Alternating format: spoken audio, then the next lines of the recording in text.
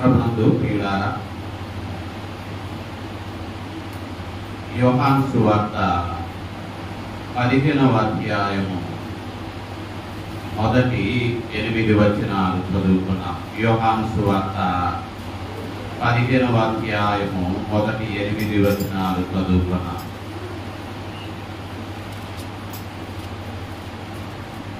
మరి ఇక్కడ యేసు ప్రభు వారు మొదటి వచనంలో నేను నిజమైన ద్రాక్షావళిని, నా తండ్రి వ్యవసాయకుడు అంటూ ఉన్నాడు.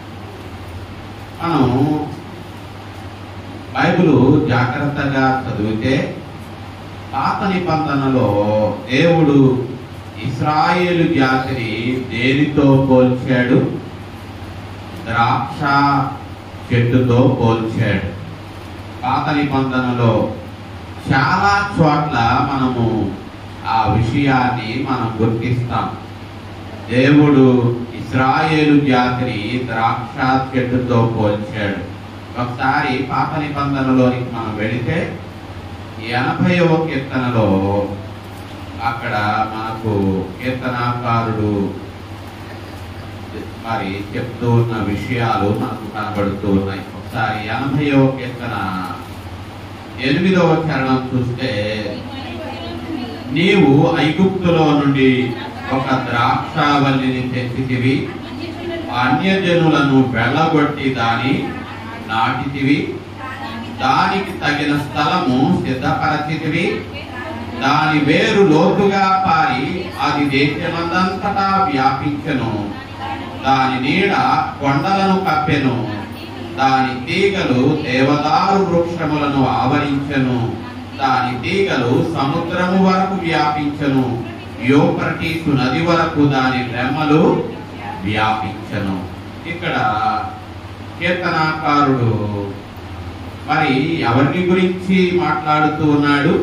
ఇశ్రాయేలు జాతిని గురించి మాట్లాడుతూ ఉన్నాడు. ఇశ్రాయేలు జాతి అక్కడ దేనితో పోల్చబడింది?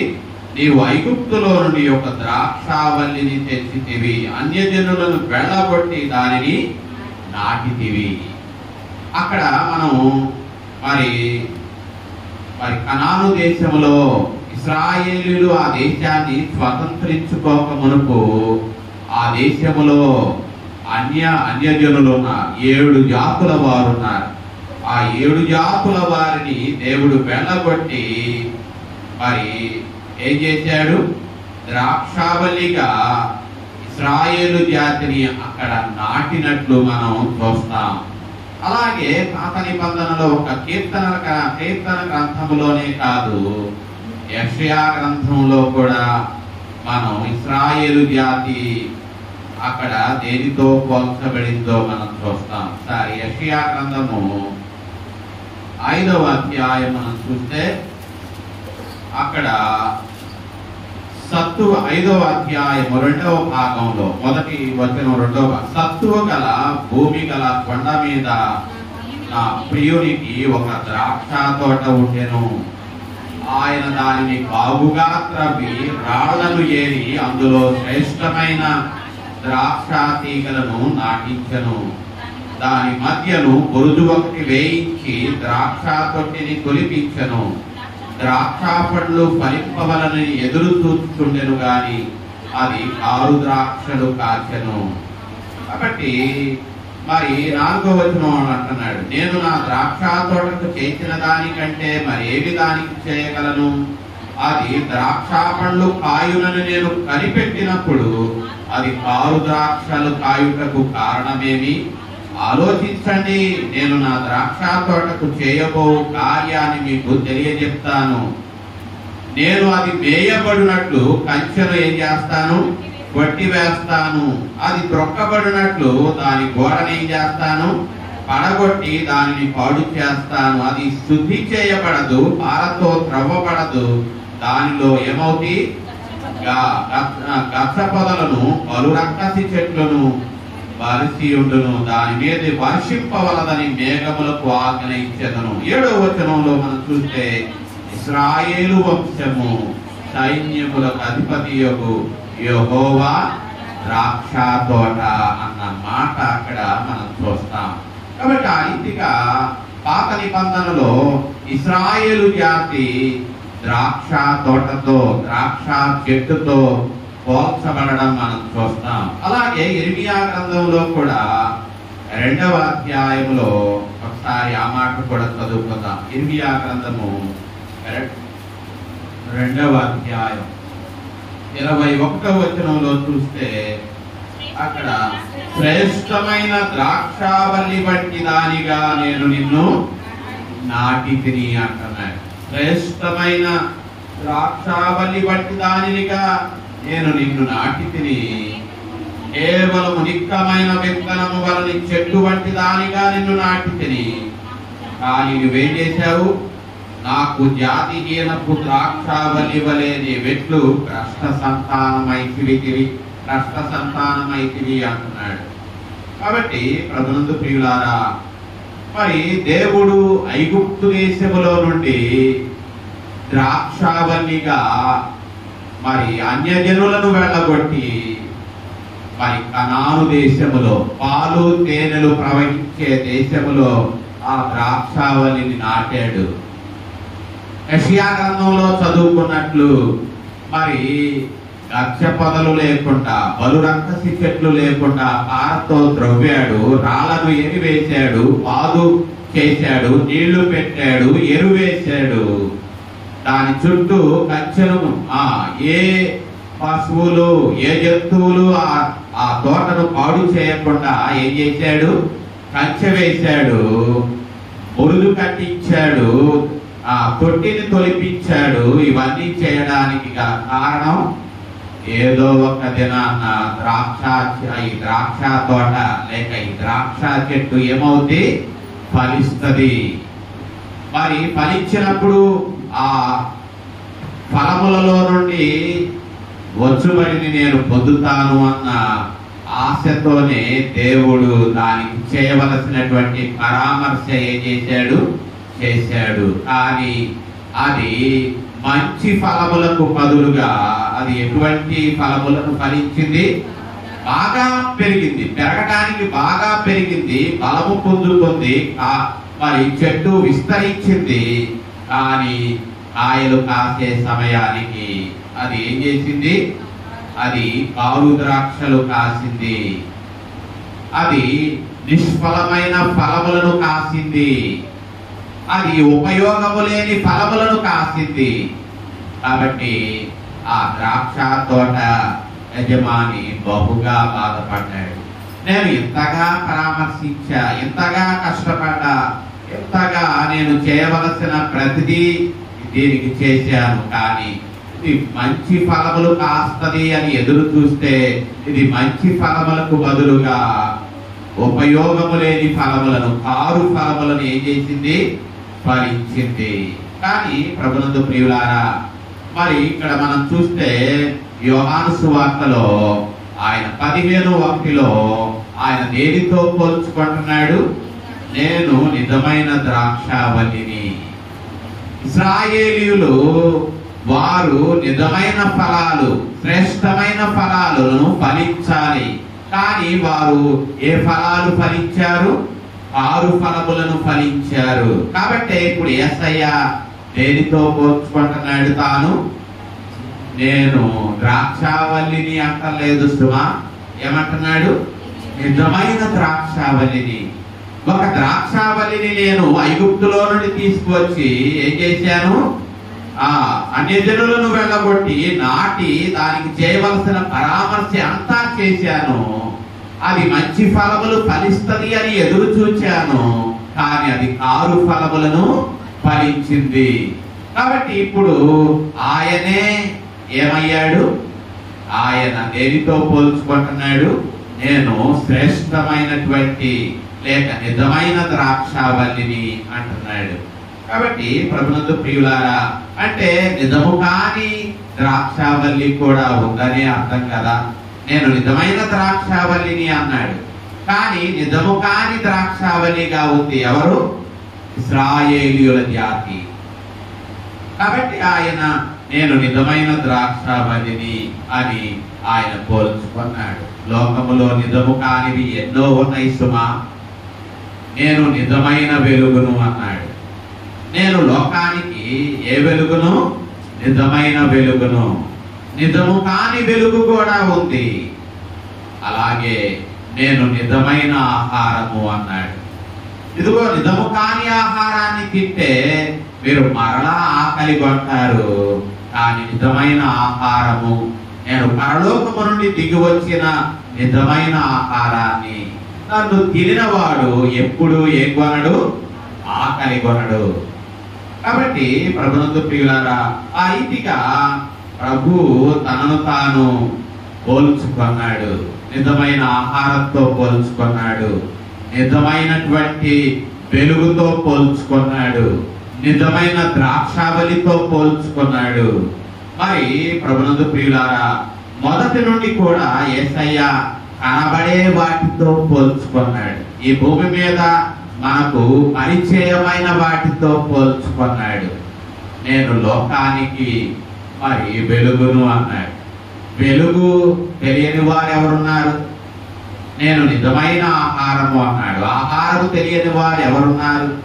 నేను మరి ముఖ్యంగా పాలస్తీనా దేశములో ద్రాక్షావల్లిని ఎరుగనటువంటి వారు ఎవరు ఉండరు. అక్కడ బహుగా పండే పంటలలో ద్రాక్ష ఒకటి.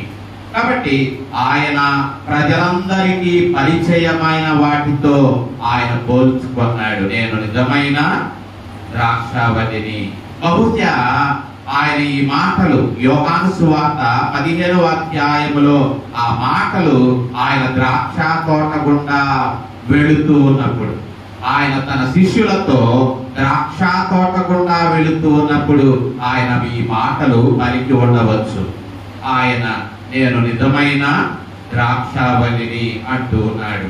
కాబట్టి ప్రభునందు ప్రియులారా, మరి ఇక్కడ మనం చూస్తే ఇశ్రాయేలీయులు మరి యెహోవా ద్రాక్ష తోటగా కనపడతారు. ఇందాక మనం చూసుకున్నాం కదా, యెషయా గ్రంథము 5వ అధ్యాయములో మరి ఇశ్రాయేలీయులు యెహోవా ద్రాక్ష తోట అని చెప్పి 7వ వచనంలో యెషయా గ్రంథం 5:7లో మనం చూసాము.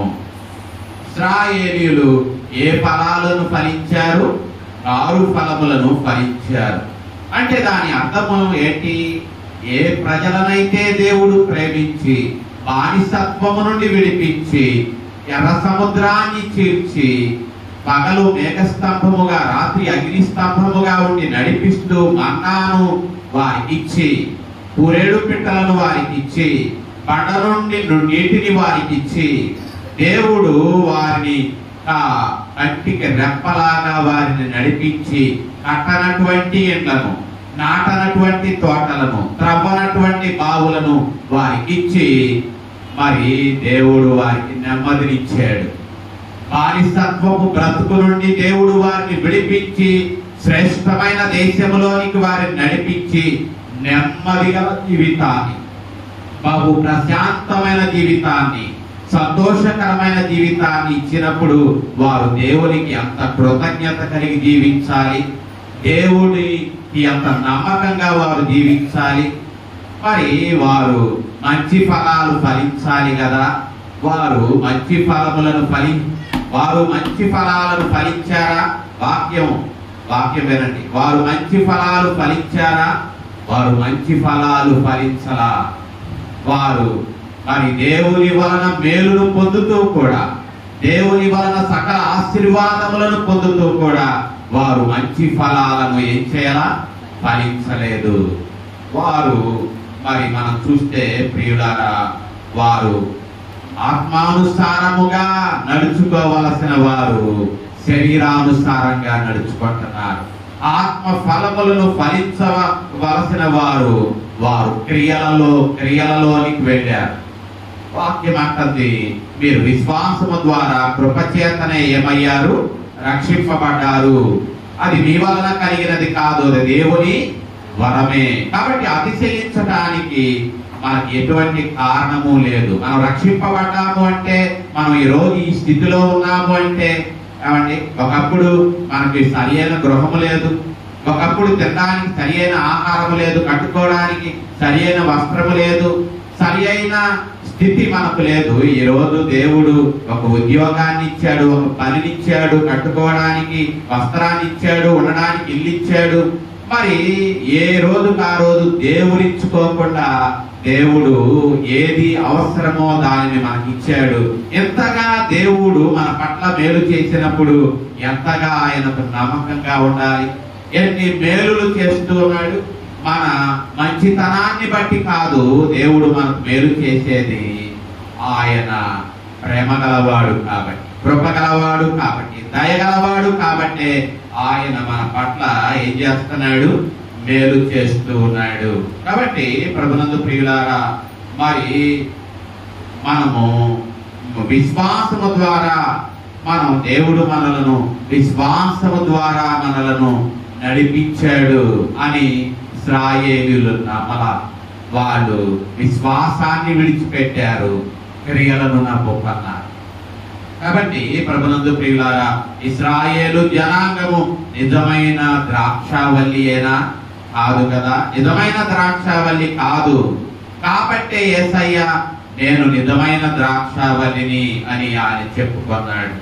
మరి వారు ఎవరు? నిజమైన ద్రాక్షావల్లి కాదు, నిజమైన ద్రాక్షావల్లి యేసయ్య. మరి వారెవరు? కొమ్మలు. వారు కొమ్మలు మాత్రమే. ఆ విషయాన్ని పౌలు రోమాపత్రికలో చెప్తూ ఉన్నాడు. ఒకసారి రోమాపత్రిక 11వ అధ్యాయం, రోమాపత్రిక 11వ అధ్యాయంలో చూస్తే అక్కడ ఈ సత్యాన్ని పౌలు బహు స్పష్టంగా చెప్తూ ఉన్నాడు. 11వ అధ్యాయము 17వ వచనంలో, అయితే కొమ్మలలో కొన్ని విరిచివేయబడి అడవి ఒలీవ కొమ్మవై ఉన్న నీవు వాటి మధ్యను అంటు కట్టబడి ఒలీవ చెట్టు యొక్క సారవంతమైన వేలులో వాటితో కలిసి పాలు పొందని ఎడల ఆ కొమ్మల పైన నీవు అతిశయింపకుము అంటాడు. ఇంకా 20వ వచనంలో చూస్తే వారు అవిశ్వాసమును బట్టి ఏం చేయబడ్డారు? విరిచివేయబడిరి. వారు అవిశ్వాసము వలన ద్రాక్షావల్లిలో అంటు కట్టబడవలసినటువంటి వారు, ఫలించవలసినటువంటి వారు ఫలించలేదు. వారు కారు ద్రాక్షలు కాచారు. కాబట్టి వారు అవిశ్వాసము వలన ఏం చేయబడ్డారు? విరిచివేయబడ్డారు. మరి మనం విశ్వాసము వలన ఏం చేయబడ్డాం? నీవైతే విశ్వాసమును బట్టి అంటు కట్టబడ్డావు. వారు అవిశ్వాసము వలన విరిచివేయబడ్డారు. నీవు విశ్వాసము వలన ఏం చేయబడ్డావు? అంటు కట్టబడ్డావు. కాబట్టి పౌలు అంటాడు, మీరు విశ్వాసము ద్వారా అంటు కట్టబడ్డారు, మీ క్రియల వలన కాదు. వారు విశ్వాసమును విడిచిపెట్టి క్రియల మీద ఆధారపడ్డారు. మనం అందుకనే యేసయ్య మత్తయి సువార్తలో 23వ అధ్యాయములో విశ్వాసాన్ని విడిచిపెట్టి క్రియలను నమ్ముకున్నటువంటి వేషధారులైనటువంటి పరిసయ్యులను, శాస్త్రులను ఎంతగా ఆయన మరి తిట్టాడో, ఎంతగా ఆయన వారి వేషధారణను ఖండించాడో మనం ఆ అధ్యాయము తరువాత మీరు తిరిగా ఉన్నప్పుడు చదవండి. వేషధారులారా, సొన్నము కొట్టిన సమాధులారా, పైకి అందముగా కనబడుతున్నారు కానీ మీరు లోపల ఎలా ఉన్నారు? దుర్గంధముతో, వేషధారణతో, మరి వాసనతో మీరున్నారు. ఎందుకంటే మీరు విశ్వాసాన్ని విడిచిపెట్టారు. ఏమి నమ్ముకున్నారు? క్రియలను నమ్ముకున్నారు. కాబట్టి యూదుల వలన రక్షణ వచ్చింది, యూదులలో నుండి రక్షణ వచ్చింది. మనము యోహాను సువార్త 4వ అధ్యాయంలో రక్షణ ఎవరిలో నుండి వచ్చింది అని చెప్తూ ఉన్నాడు? యూదులలో నుండి రక్షణ వచ్చింది అని చెప్పి మనము క్విజ్లో కూడా ఆ ప్రశ్న నేను మీకు ఇచ్చాను. 4:22లో చివరి మాట అక్కడ మన రక్షణ యూదులలో నుండే కలుగుతున్నది. రక్షణ యూదులలో నుండి కలుగుతూ ఉంది కానీ యూదుడైనంత మాత్రాన రక్షణ అనేది కలగదు. యూదులలో నుండే రక్షణ కలిగింది కానీ రక్షణ మాత్రం యూదుడైనంత మాత్రాన రక్షణ కలుగదు. రక్షణ మరి నేను యూదుడును కాబట్టి నేను రక్షణ పొందాను అనడానికి వీలు లేదు. నిజమైన యూదుడు ఎవరో మరి వాక్యం చెప్తూ ఉంది. రోమాపత్రిక 2:22వ అధ్యాయం, రోమాపత్రిక 2:28లో ఒకసారి ఆ మాట చదువుదామా? 2:28, రోమా 2:28. వాక్యమునకు యూదుడైన వాడు యూదుడు కాదు. 29వ వచనములో అంతరంగమందు యూదుడైన వాడే యూదుడు. అంటే వాక్యంగా నీవు యూదుడికి పుట్టావు, నేను యూదుడని అంటున్నావు. మరి యూదుడైనంత మాత్రాన రక్షణ పొందలేవు. మరి రక్షణ అనేది నీవు పుట్టుట వలన మరి కాదు. రక్షణ పొందేది నీవు అంతరంగములో ఏం చేయబడాలి? శరీరమందు బాహ్యమైన సున్నతి కాదు, అంతరంగములో యూదుడైన వాడు యూదుడు. సున్నతి హృదయ సంబంధమైనదై ఆత్మయందు జరుగునదే గాని అక్షరము వలన కలుగునది కాదు. కాబట్టి మరి యూదుడైనంత మాత్రాన రక్షణ పొందలేము. యూదుడు బాహ్యమునకు యూదుడైన వాడు యూదుడు కాదు. యూదుడు ఎవరంట? అబ్రహాము కుమారులు ఎవరట? అబ్రహాము కుమారులు ఎవరండి? అబ్రహాము దేవునిని నమ్మెను. మనం కూడా అబ్రహాములాగా దేవునిని నమ్మినట్లయితే మనం కూడా అబ్రహాము యొక్క కుమారులముగా ఎంచబడతాం. అలాగే మనము యూదుడుగా పుట్టుట వలన రక్షణ పొందలేము. మరి రక్షణ అనేది శరీర సంబంధమైనది కాదు, రక్షణ అనేది విశ్వాస సంబంధమైనది.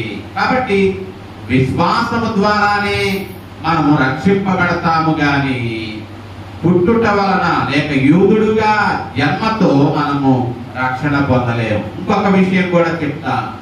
మన తల్లిదండ్రులు నమ్ముకుంటే మన తల్లిదండ్రులు రక్షింపబడతారు. మరి తల్లిదండ్రులకు పుట్టిన మనము, రక్షింపబడిన తల్లిదండ్రులకు పుట్టినటువంటి మనము రక్షింపబడతామా?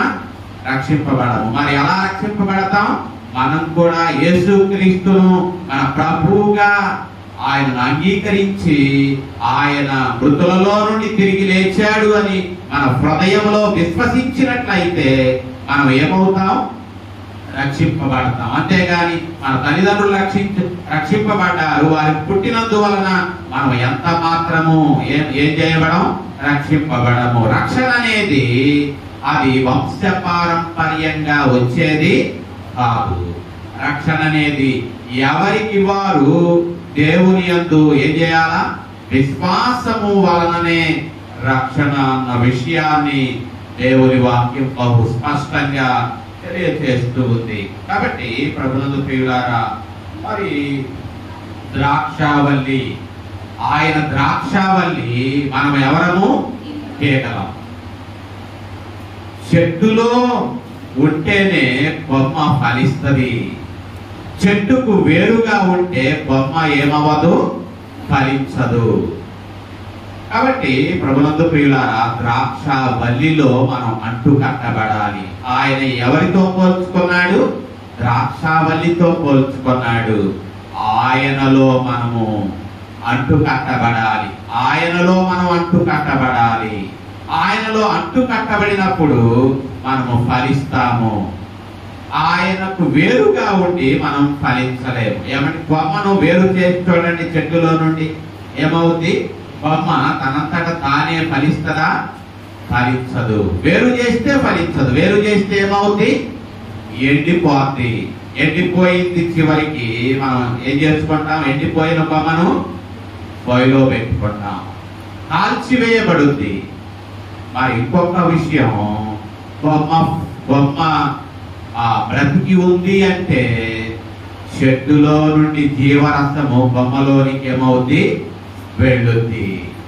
మనము బ్రతికి ఉన్నాము అంటే మనము దేవునిలో నుండి అనునిత్యము మనం ఏం పొందుకుంటున్నాము? జీవాన్ని పొందుకుంటున్నాము. అందుకని అన్నాడు, మనుష్యుడు ఆహారము వలన కాదు దేవుని నోట నుండి వచ్చు ప్రతి మాట మనల్ని ఏం చేస్తుందట, బ్రతికిస్తూ ఉంది. కాబట్టి మరి కొమ్మ బహుగా ఫలించింది అనుకోండి, కొమ్మ బాగా కాసింది అంటారా, లేక చెట్టు బాగా కాసింది అంటారా? చెట్టు బాగా కాసింది అంటారు. అంటే దాని అర్థం ఏంటంటే, చెట్టు కొమ్మ ఎంతగా ఫలించినా అది మాత్రం ఘనతను కోరుకోదు. అది ఎంత మాత్రము ఘనతను కోరుకోదు. ఆ ఘనతను ఎవరికి ఇచ్చుంది? చెట్టుకి ఇచ్చుంది. అలాగే మనం ఒకవేళ దేవునిలో నిలిచి ఉండి ఫలిస్తున్నాము అంటే మనము దానికి కారణం ఎవరు? దేవుడే. నేను ఏమై ఉన్నానో అది దేవుని కృప వలనే అయి ఉన్నాను. నన్ను బలపరచువాని అంటే నేను సమస్తము చేయగలను. కాబట్టి ఆయన మనలను బ్రతికించుటను బట్టే, ఆయన మనలను అభివృద్ధి పరచుటను బట్టే మనం ఫలిస్తున్నాము. అంతేగాని గొప్పతనము మనలో కాదు. దైవ గ్రంథంలో మనం చూస్తే అపోస్తలులు గాని భక్తులు గాని వారు దేవుని కొరకు బహుగా వాడబడ్డారు. వాడబడినప్పటికీ వారు ఘనతను ఏం చేయాలా కోరుకోలేదు. వారు ఘనతకు పాత్రుడెవరు? దేవుడే. కాబట్టి సమస్తమైన ఘనత, మహిమ, ప్రభావములు ఎవరికి చెల్లించారు? దేవునికి. కాబట్టి ప్రభునందు ప్రియులారా, మనము నిజమైన ద్రాక్షావల్లిగా, ఆయన నిజమైన ద్రాక్షావల్లి, మనం తీగలము. తీగలుగా ఒక్కోసారి తీగలు రెండు రకాల తీగలు ఉంటాయి సుమా. ఫలించే తీగలు ఉంటాయి, ఫలించనటువంటి తీగలు ఉంటాయి. మనకు తెలుసు కదా, మనకు ద్రాక్ష చెట్టుతో అంత పరిచయం లేదు, కానీ గులాబీ చెట్టు మనకు ఉంటది. గులాబీ చెట్టు ఉన్న వాళ్ళు ఏం చేస్తారు? అప్పుడప్పుడు ఏం చేస్తారు? కొన్ని కొమ్మలు ఓ ఏపుగా పెరిగిపోతుంటాయి. వాటికి మొగ్గలు రావు, వాటికి పువ్వులు రావు. అలా ఏపుగా వెళ్ళిపోతూ ఉన్నటువంటి కొమ్మలను ఏం చేస్తాం? కట్ చేస్తాం. కట్ చేస్తే మరి ఏమవుద్ది? ఈ కొమ్మ అలాగే వదిలేసామనుకోండి, అది ఏపుగా పెరుగుద్ది, చెట్టులోని సారాన్ని అదే తీసుకుంటా ఉంటది. అది పూలు పూయదు, అది ఫలించదు. కాబట్టి నిస్సారంగా అది సారాన్ని, మరి అది ఫలభరితం లేకుండా అది సారాన్ని తీసుకుంటది, కానీ అది ఫలించదు. కాబట్టి నిష్ప్రయోజనమైన ప్రతి కొమ్మను మనం ఏం చేస్తాం? కత్తిరిస్తాం. ఒక్కోసారి మనం ఫలిస్తూ ఉన్నప్పుడు మనలో కూడా దేవుడికి కొన్ని నిష్ప్రయోజనమైనటువంటి విషయాలు కనబడతా ఉంటాయి, అనవసరమైన ఆయన కనబడతా ఉంటాయి. ఆయన కత్తిరించవలసిన వాటిని ఆయన కనబడతా ఉంటాయి. కాబట్టి వాటిని ఏం చేస్తాడు ఆయన? ఇది ఉంటే ఇంకా మరి ఉంటే ఇంకా ఫలించడానికి ఇది అడ్డుగా ఉంది. కాబట్టి దేవుడు ఏం చేస్తాడు? కొన్నింటిని మనలో కూడా ఏం చేస్తాడు? కట్ చేస్తాడు.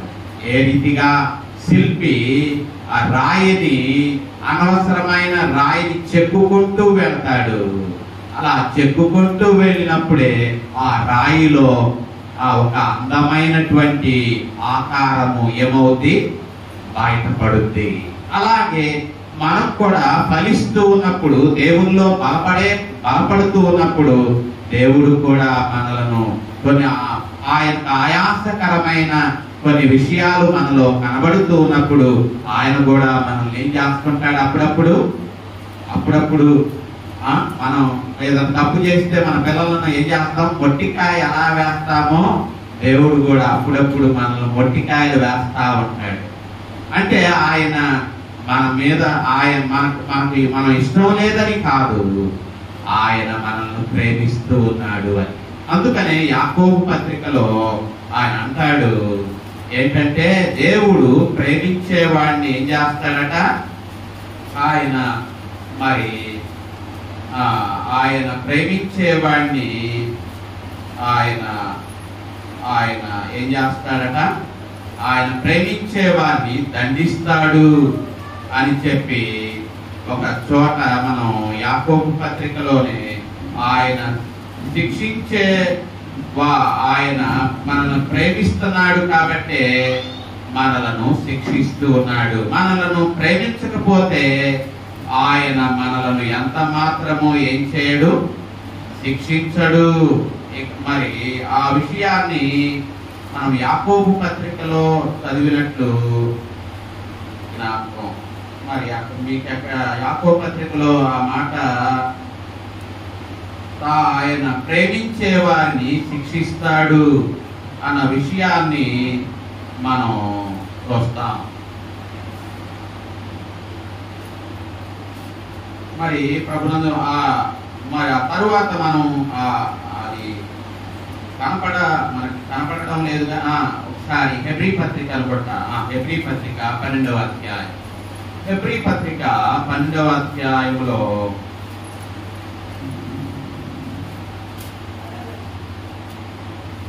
7వ వచనం, శిక్షాఫలము పొందుటకై మీరు ఏం చేస్తున్నారు, సహించుచున్నారు. దేవుడు కుమారులనుగా మిమ్మలను చూచుచున్నాడు. తండ్రి శిక్షింపని కుమారుడెవడు? కుమారులైన వారందరూ శిక్షలో ఏం చేస్తున్నారు, పాలు పొందుతున్నారు. మీరు పొందని ఎడల దుర్భేదులే గాని కుమారులు కారు. కాబట్టి శరీర సంబంధులైన తల్లిదండ్రులు మనకు శిక్షకులై ఉండేది, వారి యందు భయభక్తులు కలిగి ఉంటివి. అట్లయితే ఆత్మలకు తండ్రి అయిన వారికి మరి ఎక్కువగా లోబడి ఉండవలను కదా. అందుకని అంటాడు 10వ వచనంలో, వారు కొన్ని దినముల మట్టుకు తమకిష్టము వచ్చినట్లుగా మనలను శిక్షించిరి గాని మనము తన పరిశుద్ధతలో పాలు పొందవలనని మన మేలు కొరకే ఆయన ఏం చేస్తున్నాడు, శిక్షించుతున్నాడు. ఎందుకంటే ప్రస్తుతము సమస్త శిక్ష ఎలా కనపడుదట, దుఃఖకరంగా కనపడుద్ది. కానీ కనబడునే గాని సంతోషకరముగా కనబడదు. అయినను దాని యందు అభ్యాసము కలిగిన వారికి అది ఏమిస్తుందట, నీతియను సమాధానకరమైన ఫలమిచ్చును అని మనం చూస్తాం. కాబట్టి 5వ వచనంలో కూడా ప్రభు చేయు శిక్షను తృణీకరించద్దు అంటాడు. 6వ వచనంలో కూడా ప్రభు తాను ప్రేమించు వారిని శిక్షించి తాను స్వీకరించు ప్రతి కుమారుని ఏం చేస్తాడు, దండిస్తాడు. దేవుడు మనల్ని దండిస్తున్నాడు అంటే, దేవుడు మనల్ని కత్తిరిస్తున్నాడు అంటే, దేవుడు మనలను శుభ్రం చేస్తున్నాడు అంటే ఆయన మనలను ప్రేమిస్తున్నాడు. కాబట్టి ప్రభు మనలను ప్రేమిస్తున్నాడు కాబట్టి, మనలను ఆయన బిడ్డలుగా అంగీకరిస్తున్నాడు కాబట్టి ఆయన మనలను దండిస్తున్నాడు, శిక్షిస్తున్నాడు అన్న విషయాన్ని మనం ఎప్పుడూ మర్చిపోకూడదు. కాబట్టి మనం ఏం చేయాలి, మనం ఫలించాలి అంటే ఇక్కడ అంటాడు. మరి ఆయన ఏమంటాడు అంటే 5వ వచనంలో యోహాను సువార్త 15:5లో, ద్రాక్షావల్లిని నేను, తీగలు మీరు. ఎవడు నా యందు నిలిచి ఉండునో, నేను ఎవరి యందు నిలిచి ఉండునో వాడు బహుగా ఫలిస్తాడు. మనం నిలిచి ఉండాలి. మనం ఎలా ఉండాలి, నిలిచి ఉండాలి. కొమ్మ చెట్టులో ఉంటేనే అది ఫలిస్తుంది. చెట్టుకు వేరైతే అది ఫలించదు. ఒకవేళ కొమ్మ బహుగా ఫలిస్తున్నప్పుడు అనుకుంటదేమో, నేనేగా ఫలించేది, ఇంకా నేను చెట్టులో ఉండాల్సిన పనేంటి నాకు అని అనుకుందనుకోండి. అది చెట్టు నుండి వేరైపోయింది అనుకోండి, అది అంత మాత్రము ఫలించదు. మనం దేవుని కొరకు బహుగా వాడబడుతున్నామనుకోండి, దేవునికి నమ్మకంగా మనం ఉన్నామనుకోండి, ఇంకా మనలను మనం తగ్గించుకుంటూ, మనలను మనం లోపరుచుకుంటూ మరి ఆయనకు చేతిలో ఇంకా నమ్మకంగా వాడబడాలి. మనం ఎంతగా తగ్గించుకుంటామో దేవుడు అంతగా మనలను వాడుకుంటాడు. ఫిలిప్పును వాడుకున్నాడు. మనం దాన్ని చదువుకున్నాం కదా అపోస్తలుల కార్యాలలో. ఫిలిప్పు సమరయ పట్టణంలో బహు చక్కని పరిచర్య చేస్తున్నాడు, బహు బలంగా వాడబడుతున్నాడు. దేవుడు అన్నాడు, ఫిలిప్పు నీవు అక్కడ నుండి లేచి యెరూషలేము పట్టణానికి పోయే మార్గములో నిలబడు అన్నాడు. మరి ఫిలిప్ అనుకోవచ్చు, ప్రభువా ఇక్కడ చక్కగా సేవ జరుగుతుంది, అనేకులు రక్షింపబడుతున్నారు, మరి సేవ బహు ముమ్మరంగా వ్యాప్తి చెందుతూ ఉంది, అయ్యా ఈ పరిచర్యను విడిచిపెట్టి యెరూషలేముకి ఎందుకయ్యా, ఇక్కడే ఉంటానయ్యా అన్నాడా? అనలేదండి. వెంటనే ఆ పరిచర్యను విడిచిపెట్టాడు, పరిగెత్తుకుంటూ ఎక్కడికి వెళ్ళాడు? గాజాను యెరూషలేము నుండి గాజాకు పోయే మార్గములో నిలబడ్డాడు. అక్కడ ఎవరు లేరు. అక్కడ దుమ్ము ధూళి, పోతూ ఉన్నటువంటి మనుషులు, పోతూ ఉన్న వాహనాలు, వాటికి దుమ్ము కొట్టుకుంటూ అలాగే నిలబడి అంటున్నాడు, ప్రభువా ఇందుకొరకేనా నన్ను ఇక్కడికి తీసుకొచ్చావు? ఈ యెరూషలేము మార్గంలో ఇందుకొరకేనా నన్ను దుమ్ము కొట్టుకుంటూ ఇక్కడ నిలబడమన్నావు? అక్కడ ఏమో చక్కని పరిచర్య చేస్తున్నాను, ఆ పరిచర్య విడిచిపెట్టి ఇక్కడ నన్ను ఈ దుమ్ము కొట్టుకోవడానిక నన్ను నిలబెట్టింది అన్నాడా? మనమైతే అంటాం. కానీ ఫిలిప్పు ఓపికతో చూస్తున్నాడు. ఇంతలో రథము వెళుతూ ఉంది. ఆ రథములో ఒక మనుష్యుడు ఏం చేస్తున్నాడు? ఒక గ్రంథాన్ని చదువుతూ ఉన్నాడు. ఆ గ్రంథము చదువుతూ ఉన్నాడే గాని ఆ గ్రంథములో ఉన్న మాటలు మరి అర్థం కాల. అది ఆ గ్రంథము రాసిన వ్యక్తిని గురించా లేక వేరొకరిని గురించియా అన్న మాటలు అర్థం కాల. కానీ ఆశతో ఉన్నాడు. ఆశ కొనిన వారిని దేవుడు ఏం చేస్తాడు? తృప్తిపరుస్తాడు. కాబట్టి మరి గాజా అంటే దూరము కాదు, అది దగ్గర ప్రదేశం కాదు, ఎంతో సుదూరమైనటువంటి ప్రాంతం. అక్కడ నుండి వచ్చాడు ప్రయాసపడి, యెరూషలేములో ఆరాధించుకొని వెళ్తున్నాడు. అయినా అతనిలో ఏమీ లేదు, మనస్సులో నెమ్మది లేదు, సంతోషం లేదు. ఆరాధించాడు, వెళ్తున్నాడు, కానీ మనస్సులో మాత్రం వెలితనేది ఉంది. ఆ వెలితిని తీర్చడానికే పరిచర్యను విడిచిపెట్టి ఫిలిప్పును పొమ్మన్నాడు. ఫిలిప్పు పోయాడు. ఫిలిప్పు మార్గము ప్రక్కన నిలబడ్డాడు. మరి ఇదిగో ఆ రథాన్ని వెంబడించు అన్నాడు. ఆ రథము వెళుతూ ఉంది, పరిగెత్తుతూ ఉన్నాడు. ఆ రథము వెంట ఆ మాటలు వింటూ ఉన్నాడు. అతడు చదువుతూ ఉన్న మాటలు వింటూ ఉన్నాడు. నువ్వేం చదువుతున్నావో నీకు అర్థమవుతూ ఉందా అన్నాయా? అక్కడ మరి ఆ మాటలు మన అపోస్తుల కార్యాలు 8వ అధ్యాయం ఆ మాటలు మనం చదువుకుంటే అక్కడ ఆ ప్రవక్త లేఖన భాగాన్ని చదువుతూ ఉన్నాడు. అప్పుడు ప్రవక్త ఎవరిని గురించి ఎలా చెప్పుతున్నాడు? 34 తనను గురించియా వేరొకరి గురించియా దయచేసి నాకు తెలుపు అని ఫిలిప్పును అడిగాడు. అందుకు ఫిలిప్పు ఏం చేశాడు? ఇక్కడ నోరు తెరిచి లేఖనమును అనుసరించి యేసుని గురించి ఆ సువార్త ప్రకటించాడు. ఆ లేఖన భాగము ఎవరిని గురించి? గొర్రెవలే వదకు తేబడు గొర్రెవలే ఎవరు మౌనముగా ఉన్నారో, నోరు తెరవకుండా ఎవరున్నారో ఆ వ్యక్తిని గురించి మరి ఫిలిప్పు ఏం చేశాడు? చెప్పాడు. యేసుని గురించి చెప్పాడు.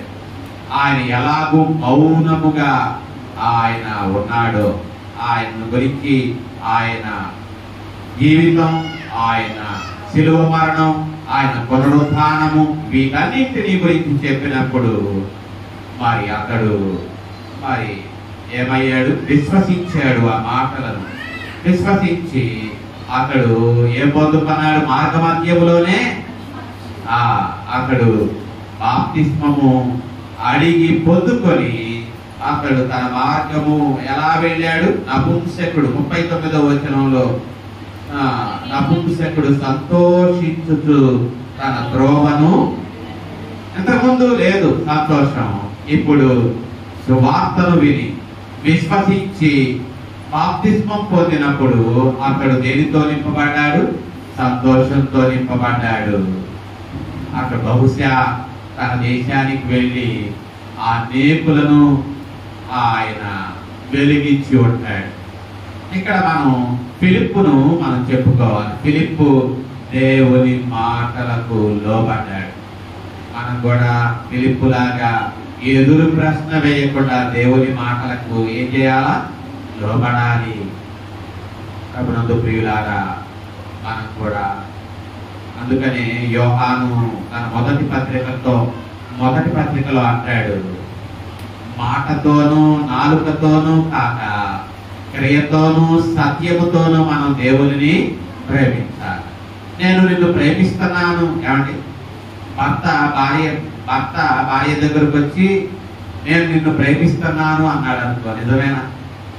ఏమండి, ఆమెకు అన్నం పెట్టకుండా, ఆమె కట్టుకోవడానికి సరి అయిన బట్టలు సమకూర్చకుండా, ఆమెను పరామర్శించకుండా ఐ లవ్ యూ అన్నాడు అనుకోండి, నిజంగా ప్రేమిస్తున్నాడనేనా? ప్రేమించే వ్యక్తి పరామర్శిస్తాడు. ప్రేమించే వ్యక్తి ఇతరుల యొక్క బాగును కోరుకుంటాడు. నువ్వు బాగును కోరుకోకుండా ప్రేమిస్తున్నావు, నేను ప్రేమిస్తున్నాను అంటే నువ్వు నాలుకతోనూ మాటతోనూ ప్రేమిస్తున్నావు, క్రియతోనూ సత్యముతోనూ నీవు ప్రేమించటం లేదు అని. కాబట్టి ప్రభునందు ప్రియులారా, మనం యేసయ్యా నేను నిన్ను ప్రేమిస్తున్నానయ్యా అంటే చాలు. ఏం చేయాలా? ఆయన ఆజ్ఞకు మనం ఏం చేయాలా? లోబడాలి.